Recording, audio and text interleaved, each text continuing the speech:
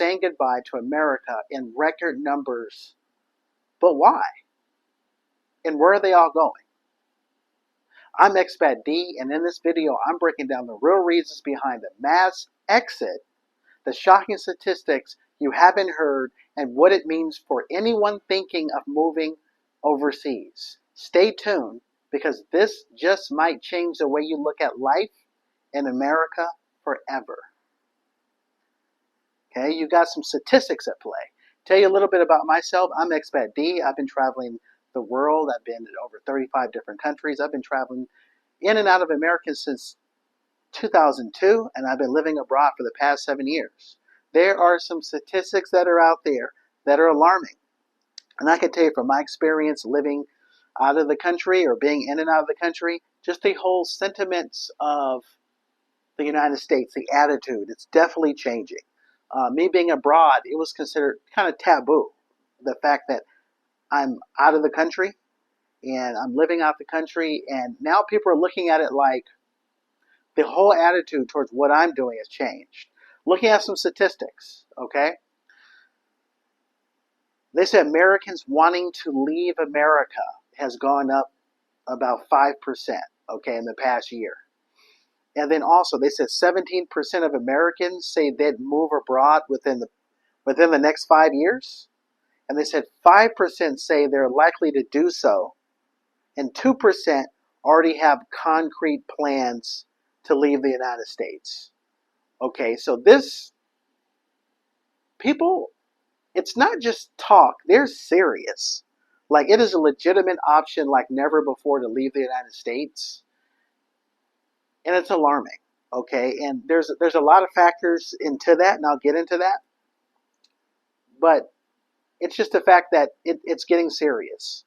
Okay, here's some of the reasons behind this, according to some statistics. Okay, they said there's affordability issues. Okay, over half living in the United States say it's unaffordable.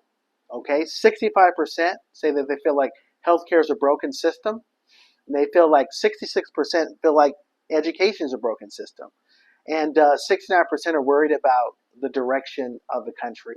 This is a whole bunch of problems. Okay, really coming ahead. And it's, it's really, if you think about it, it's kind of predictable, but it's just the fact that people now, they've really become serious about leaving the country. And here's some reasons why. Okay, when you look at your child, let's say we're going to talk about education. Okay, education in America, it's really a two-tiered system. Okay, if you're just going after free education, nothing is really free. It's really, if you look at the public school system, some of the schools are better based on the neighborhoods you live at. And in one sense, you're paying because those neighborhoods are expensive. Okay? Then you have private schools. Private schools, funding works a little bit different. And in other words, you're paying. Okay? So in other words, when you look at education, it's not education's the same for everybody. It's based on money. Okay, if you live in certain areas, there are certain perks that you will get that you won't get in other areas. I'll give you an example. I'm a school teacher. I remember I taught in the Las Vegas area some years ago, and I was in an area that was basically very not low income, very low income. So this is what I noticed had happened. I noticed that there were, I forget the grade, I think it was third grade. There were third grade teachers, and each of the classes had like 20. So you're thinking, okay, class sizes doesn't seem so bad. I think there were like 3 or 4. Okay.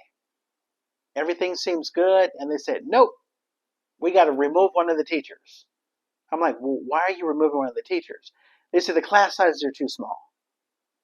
So what they did is they one of the teachers, they basically kicked them out of the school, transferred them to a different one, hopefully. I'm not really sure what happened to that teacher. I think they got transferred to a different school, and then they took those students and they divided them up in the other like 2 or 3 classes. So now those classes went from like I don't know, 20, 25, and they made the other classes like 30, 34, 35 kids. So this is the type of stuff that goes down in lower income areas that doesn't go down in higher income areas. They would fight against that. But just knowing that it's a two-tiered system. If you've got money, the rules are different than if you don't. Um, so people are losing a lot of faith in what's going on in education in general in America. Um, Basically, at the end of the day, and this is the reason why I left the country.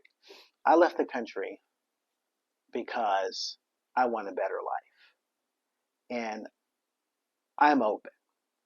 If I could find a better situation in America, I would choose America.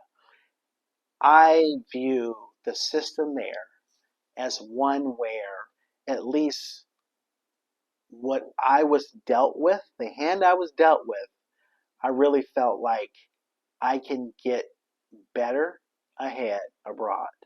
So that's my personal opinion, and a lot of people are feeling the same way. Okay, I'll kind of break down my personal experience. My personal experience before I left America, I was thinking about, okay, what can I cut?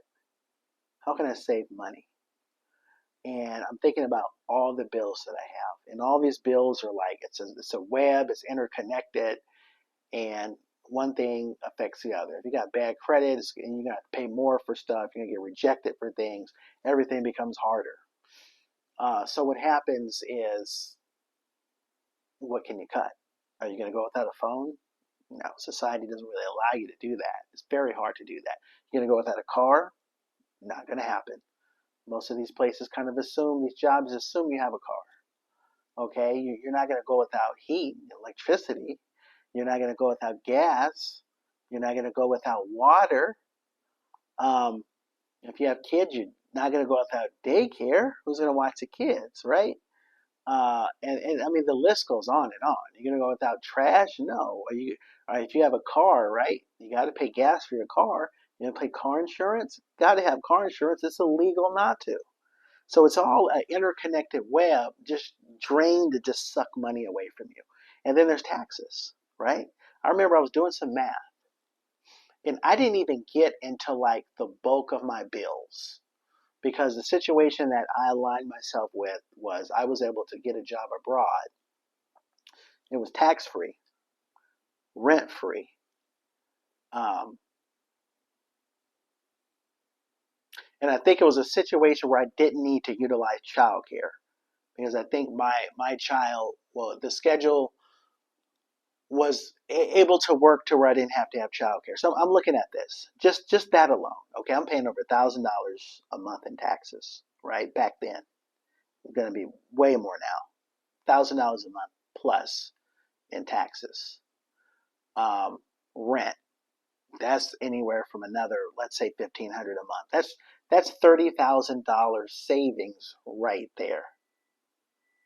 Okay, just those two, just rent and taxes, 30,000. A lot of people probably now are probably paying upwards to 2,000 a month. So just think about those numbers. Rent and taxes, you're probably looking at anywhere from, depending on what you get paid, 3 to 4,000 a month alone. So imagine if you were in a situation where you can actually save that amount in a year. Just those two bills. I'm not even talking about all the other bills you have to pay. I'll give you an example. The particular situation I'm in right now, I don't have to pay for health care, like health insurance. There's like a copay, but I don't have to. It's not deducted out of my check. So looking at all these bills that I don't have to pay, I can actually get ahead in that scenario. And that's what it's about. It's about looking at scenarios where you can make small adjustments that add up. That's the strategy I use for being abroad, and I think a lot of other people are waking up to that. They're looking at the system, and they're looking at how, like, for example, when I worked in the States, it was like 5, 6, 7 things. As soon as I got my paycheck, gone.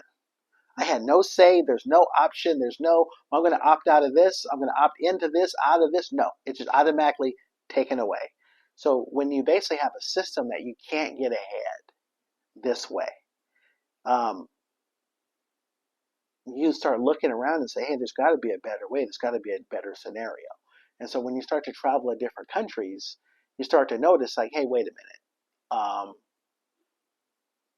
this can work for me, and it's still a situation to where you have a decent lifestyle. It's not like you're eating like rice and beans out of the can or something like that. You're actually able to have a decent lifestyle. There's decent cost of living. You're living in a decent, housing area, and you got decent transportation. All those things you can finagle yourself in those type of situations abroad. I have several. By the way, if you don't know me, I'm Expat D. Okay, I have several different videos. I've got videos you can check out where I got $100 apartment tour. Okay, I did that one in Africa, but you can do similar videos within a similar. It doesn't have to go that low. You can do that in Vietnam. You can do it in Thailand. You can do it in the Philippines. Okay, you can do it in Cambodia. It's a lot of different countries that you can finagle yourself into a situation where you can actually get ahead.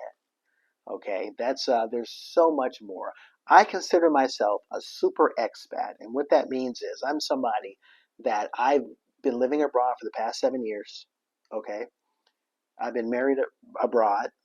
Okay, I've had a child abroad, and I'm raising a child outside of the country.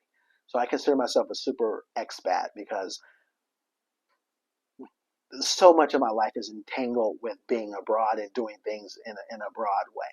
Okay, so if you want to hear more content about somebody that's doing that successfully and sustainably, okay, I'm doing it in a way where I'm not here backpacking. I'm not here like skimping on stuff. I'm able to eat at nice restaurants and live in decent housing in nice neighborhoods and drive, you know, basically, decent, almost brand new cars and all that stuff.